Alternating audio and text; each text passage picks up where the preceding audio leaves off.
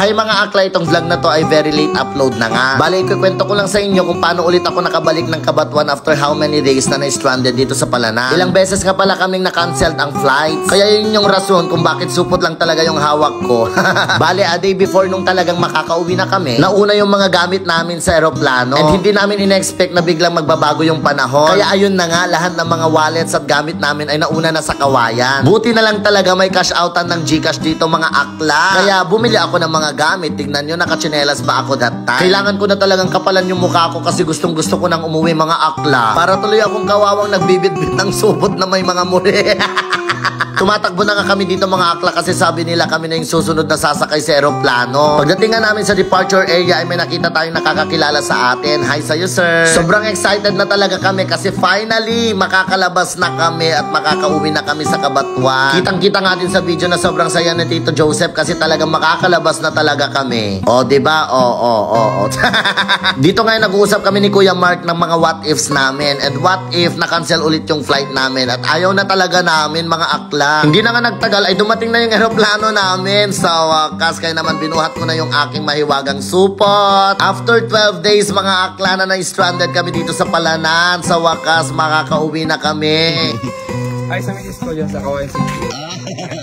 O diba may pa-shoutout pa talaga si sir. Dahil ako ngayon pinakamalaki at may pinakamabigat na timbang, ako talaga ang uupo sa harap mga akla. Kitang-kita naman sa video kung paano ako nahihirapang umakyat. Oy mga akla, hindi ako nagsisi na dito ako pinaupo. Makikita nyo mamaya, it's a surprise. At ayun na nga, napagagwapo ng piloto namin for today's video mga akla. Yung tipong pagkalapag namin sa Kawayan ay gusto ko ulit bumalik sa Palanan basta siya ulit yung captain. Ayan na mga akla, tuloy na talaga, lilipad na kami. Medyo nakakatakot na yung pag-uwi namin kasi medyo maulap talaga siya and may mga part na hindi namin nakikita yung Sierra Madre. Syempre, hindi ko din nakalimutan magdasal habang nagbabiyahe.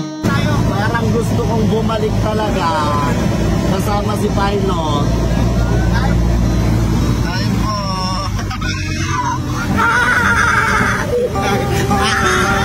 Parang gusto ko biglang bumalik sa Palanan. Sama po ako sa Palanan.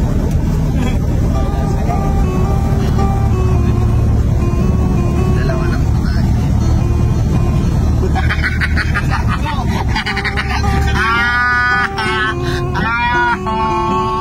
Sama po ako sa Palanan ulit. Dalawa lang po tayo.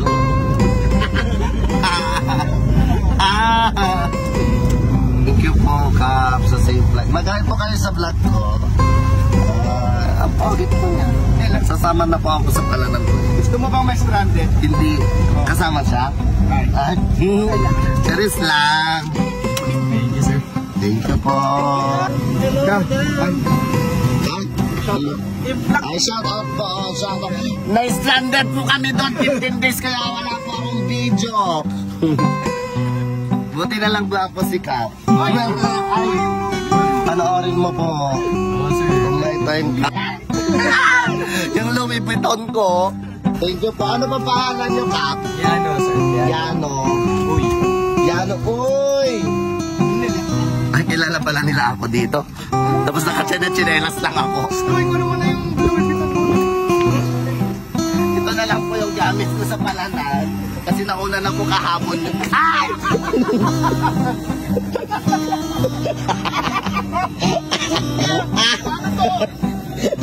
Yes, si Brero ang papa ko. Oo, may electric fan. Lost ka! Is, kararating ko lang dito sa labas. Oy, ang tawag nila sa Palanan dito sa atin ay labas.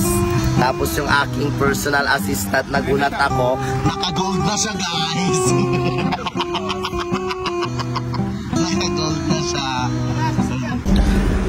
Guys, nandito na ako sa Isabela. Ay, Isabela din palang pala. Pero nandito na ako sa... Ano? Dumagat. Oh my God, I miss Cabanatuan. Oh my God. Bye! Dito na tatapos ang aking vlog.